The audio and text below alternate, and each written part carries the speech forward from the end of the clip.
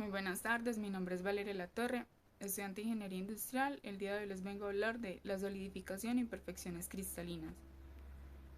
¿Qué es y cómo se da la solidificación en materiales y monocristales? Solidificación. Es un proceso químico que consiste en el cambio de estado de la materia de líquido a sólido que se produce por disminución en la temperatura, proceso inverso a la fusión.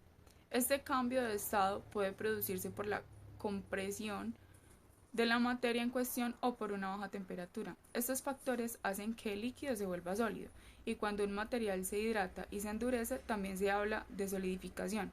El proceso inverso es la fusión, es decir, el proceso contrario. El material se transforma en estado sólido a líquido. Solidificación de metales. La solidificación de metales y aleaciones es un importante proceso industrial, ya que la mayoría de los metales se funden para ser moldeados a una forma acabada o semiacabada. Se dividen en nucleación, es decir, la formación de núcleos estables en el fundido, el crecimiento del núcleo hasta dar origen a cristales, formación de granos y estructura granular. Es importante resaltar que los productos metálicos se generan en una primera fase en estado líquido. Los metales líquidos se sobreenfrían debido a la barrera de energía superficial de los núcleos de sólido. El calor que desprende no es suficiente para causar fusión y por eso la temperatura se mantiene a la temperatura de fusión, la TF. Solidificación de monocristales.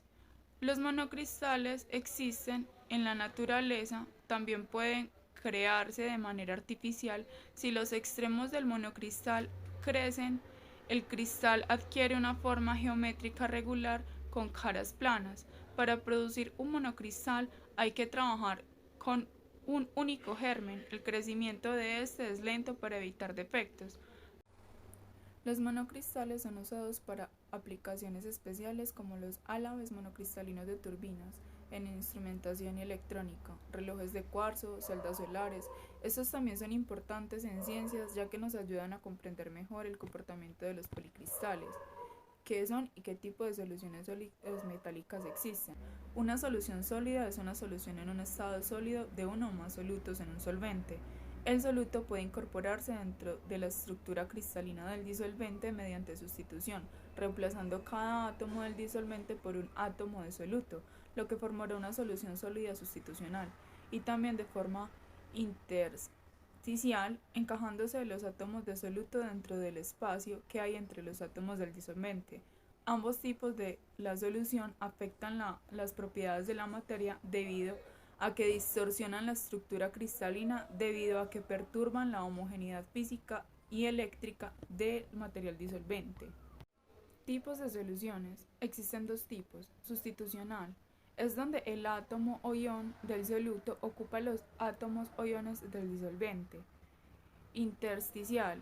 El átomo o ion del soluto se coloca en el intersticio de la celda unitaria del disolvente. ¿Qué son las imperfecciones cristalinas y qué tipos existen? Son unas imperfecciones de la estructura cristalina que se encuentran ubicadas en un área del material. Los principales defectos son la misma superficie y las fronteras de los granos.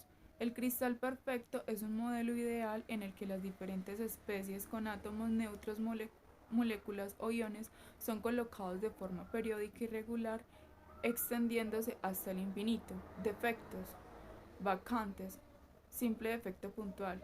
Defectos de líneas, defectos Stokes, defectos Frankel.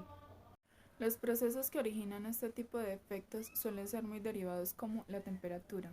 El aumento de esta aumenta la amplitud de vibración de los átomos, permitiéndoles emigrar y cambiar sus posiciones en la red, lo que produce defectos puntuales.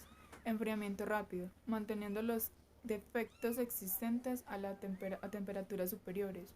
Procesos de deformación plástica. Los movimientos relativos de planos cristalinos generan gran cantidad de defectos puntuales y otros. La importancia de los defectos se evidencian en los materiales metálicos. Los defectos, como las distorsiones, defectos puntuales, límites de grabado, sirven como obstáculo a la misma. Es posible controlar la resistencia de un material metálico controlando la cantidad y el tipo de imperfección. ¿Qué técnicas experimentales existen para su detección?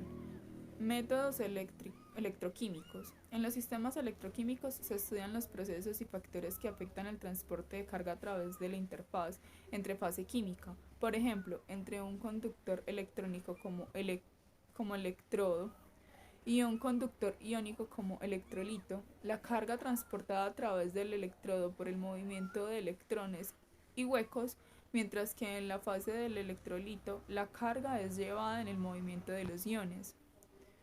El punto de fusión es la propiedad física intensiva de la materia, lo que quiere decir que no está ligada a la cantidad de sustancias o tamaño del cuerpo. En el proceso de fusión, la materia sólida comienza a calentarse hasta alcanzar el momento donde se produce un cambio de estado y se transforma en un líquido. Deceso crioscópico. El soluto obstaculiza la formación de cristales sólidos como el líquido anticongelante, presión a vapor. Esta se da en la fase gaseosa vapor de un sólido sobre la fase líquida para una temperatura determinada. Allí el líquido y el vapor se encuentran en equilibrio dinámico. Su valor es independiente de las cantidades de líquido y vapor mientras ambas estén presentes. Punto de ebullición. El punto de ebullición es la temperatura a la cual la presión de vapor de líquido, presión que se ejerce en la fase gaseosa sobre la fase líquida en un sistema cerrado a determinada temperatura, se iguala a la presión que rodea al líquido. Al ocurrir esto, el líquido se transforma en gas. Voltamperometría cíclica. Esta técnica permite estudiar las propiedades de redox de compuestos químicos y de estructuras de la interfaz, lo que es muy importante ya que permite la detección de reacciones químicas que producen o siguen a una reacción electroquímica. Microscopias de barrido por sondas. Comprenden una gran familia de técnicas que permiten generar una imagen topográfica 3D con resolución atómica de la superficie a través del control preciso de la posición de una punta delgada que interacciona con la superficie. ¿Cuál es la importancia de la temática dentro de la ingeniería industrial? En la ingeniería industrial se debe ir a la par de la tecnología, en este caso para conocer procesos y reacciones basados en la transferencia de masa, destacando la importancia de tener un modelo adecuado de comportamiento de las piezas que son utilizadas en la industria. Uno de los ejemplos más claros que tenemos en la industria es todo aquello relacionado a la fundición, ya que se encarga de procesar los materiales hasta el punto de fusión, dando la forma de la empresa o industria tiene programada.